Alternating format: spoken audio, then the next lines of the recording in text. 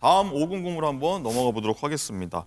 이 대낮에 일어난 성폭행 사건인데 이제 가해자가 말도 안 되는 이유로 이거 풀려났다고 합니다. 장 기자, 이거 어떻게 된 건지 설명 좀 해주세요. 네, 이 말도 안 되는 이유가 뭐냐면요. 바로 고령이었기 때문인데요. 얼마나 고령이었냐면 80대였습니다. 그런데 더 기가 막힌 건 피해자도 80대입니다. 사건 내용 이렇습니다. 충남 논산의 한 아파트에 거주하는 80대 여성이요. 지난 6월 오후에 갑자기 벨이 울렸다고 해요. 그래서 문을 열었더니 80대 남성이 밀치고 들어와서 안방에서 성폭행을 했습니다. 자, 그런데 이 80대 남성이 몹쓸 짓을 하고 있을 때 갑자기 이 여성의 집에 아들이 방문을 하게 됩니다.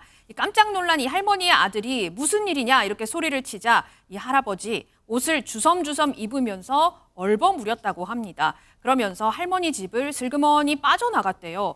그러니까 놀란 아들이 할아버지를 당연히 따라 나갈 수밖에 없었고 이 엘리베이터를 기다리던 할아버지를 붙잡아서 경찰에 신고를 했습니다. 당연히 현행범으로 체포됐을 거라고 생각하셨겠지만 그렇지가 않았습니다. 집에서 간단히 조사만 받은 채 풀려났는데요.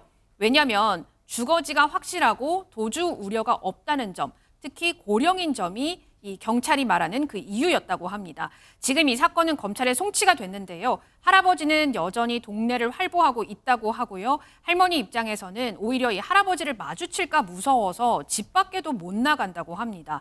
참고로 할머니 말에 따르면 할아버지와 지난해 한 차례 어르신들의 여행 모임에서 본 게 다다 이렇게 언급을 했습니다. 이 할머니는 사건 당시 충격은 물론이고 가해 남성에게 별다른 조치가 취해지지 않아서 극심한 정신적 피해를 입고 있다고 하는데요. 목소리 들어보겠습니다. 팔뚝은 이 손으로 잡고 발로 누르고 막 주물르는 거야. 막 주물르고 다 터듬지. 어느 날 보니까는 여기 왔다 갔다야. 가슴이 두근거려서 살 수가 있지 않지. 얼마나 무섭게 생겼나 몰라만. 피해자가 이제 80대 고령의 여성, 저한테는 이제 할머니입니다. 저 할머니도 있는데 이런 경우 사실 끔찍한데 얼마나 걱정, 우려, 피해가 심할까요? 그렇죠. 요즘 사실 노인의 성폭력 문제가 그 양적으로도 많아지고 그리고 또 심각도도 더 심각해지고 있는데 어떤 면에서 좀 간과가 되고 있는 면이 있습니다. 80대이신 분들이 얼마나 성폭행을 했겠어. 그리고 그 충격이 그렇게 대단하겠어. 이렇게 넘어가는 경우가 많은데요. 사실 그렇지가 않습니다. 이 성폭행의 문제가 물론 육체적으로도 굉장한 타격을 주지만 사실 더 깊고 오래가는 건 심리적이고 정신적인 문제인데요. 그렇기 때문에 우리가 성폭력 문제를 영혼의 파괴 범죄다라고까지 얘기를 하잖아요. 이 어르신께서 느끼는 불안감과 두려움과 슬픔이나 놀람 그리고 나아가서 트라우마 이거는 젊은 사람보다 더하면 더했지 덜하진 않습니다. 왜냐하면 지금도 너무나 놀랍고 불안했다. 앞으로 어떻게 될지 모르겠다. 누구만 왔다 갔다 해도 무서워 죽겠다. 이렇게 얘기를 하잖아요. 그렇기 때문에 이 성폭행 문제는 노인의 성폭행 문제를 좀 더 우리가 자세하게 들여다볼 필요가 있다고 생각합니다. 그렇군요. 일단 어르신들 보면은 일단 초인종 이렇게 울리면은 그냥 누구세요? 그냥 거리낌 없이 열어주잖아요. 이런 걸 좀 이 80대 이 남성이 노린 걸까요? 아무래도 좀 그렇겠죠. 왜냐면은 어르신들께서는 기본적으로 좀 사람에 대한 신뢰가 지금 세대보다 더 있으시죠. 그렇죠. 더 있으시고 그러니까 이제 믿는 마음에 의심 없이 열어주셨을 확률도 높고요. 그리고 이제 80대가 되시다 보면 또 이제 구체적으로 내가 어떤 위험에 처할 것이다, 이런 위험이 있을 것이다.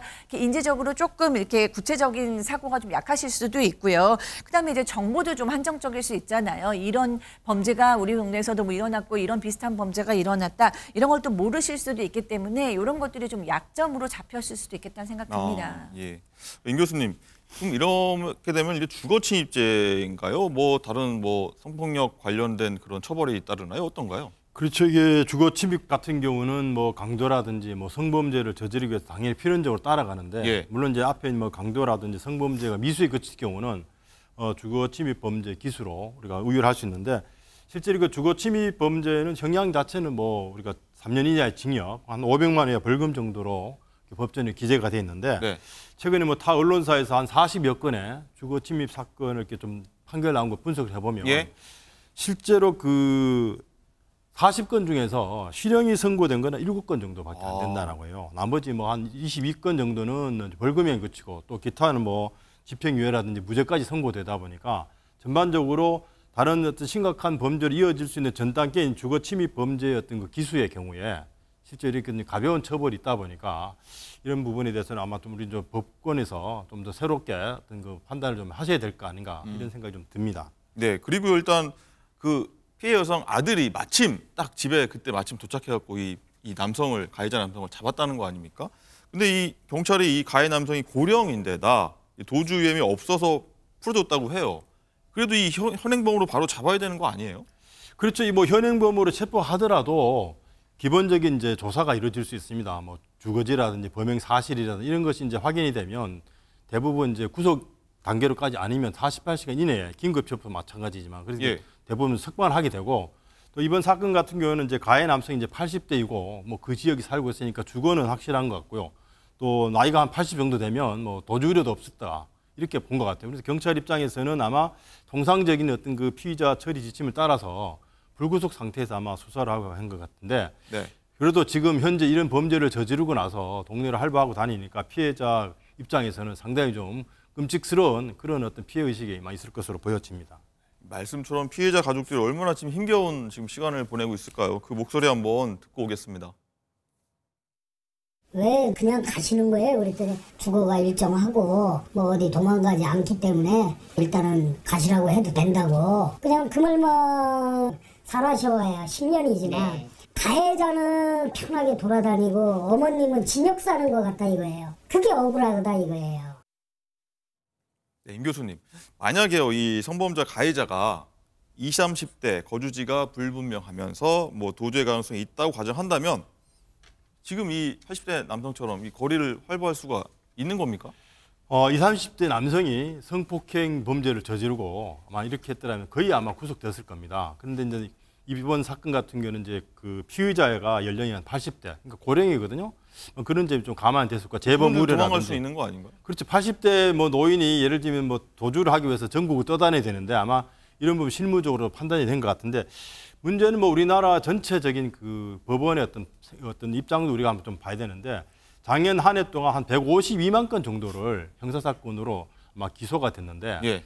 실제로 검찰에서나 경찰 쪽에서 영장을 신청하러 청구한 케이스가 한 22,590건입니다. 그러니까 전체 형사사건 중에서 한 1.5% 정도만 영장이 청구된 케이스예요. 그러니까 100건 중에 한 건 반 정도. 그러니까 아주 적은 숫자의 사건들이 구속 영장이 신청이나 청구가 됐는데 그중에서도 영장 청구된다고 다 발부된 게 아니고 한 82% 정도만 실제로 그 영장이 발부된 걸 보면 아마 150만 건 중에서 한 2만 건 채 될까 말까입니다. 그러다 보니까 전반적으로 한국의 어떤 그 법원이 어떤 불구속 수사 원칙이라고 하는 것은 아마 형사소송법 원칙이긴 한데 네. 실제 우리 국민들이 생각하기에 이런 좀 심각한 범죄를 저지른 자에 대해서는 좀 강력한 어떤 사법 당국의 좀 판단이 필요하지 않을까 하는 그런 좀 아쉬움이 있습니다.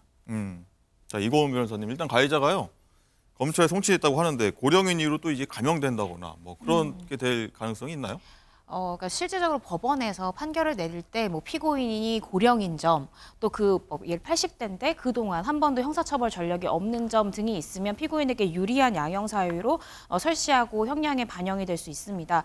그런데 이 사건 같은 경우에도 이게 범죄 전력이 많지 않아서 불구속 수사가 이루어진 것 같은데 이런 부분이 나중에 법원에서는 유리한 양형 요소로 이제 참작되지 않을까 그렇게 좀 우려가 됩니다. 네.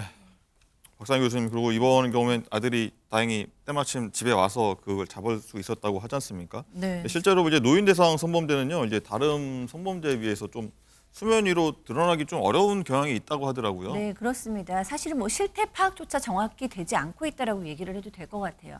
가해자의 경우에는 뭐 내가 나이가 들어서 뭐 성 감수성이 떨어진다. 내가 노망이 들어서 그랬다. 뭐 실수였다. 이렇게 얘기하면 사람들이 이제 나이가 드셔가지고 판단력이 없어졌나. 뭐 도망을 못 가겠지. 이런 식으로 인식하기가 쉽고요. 예. 또 이제 아까는 가해자의 경우에는 그렇고요. 피해자의 경우에는 이걸 성범죄를 당했어도 참 얘기하기가 어렵습니다.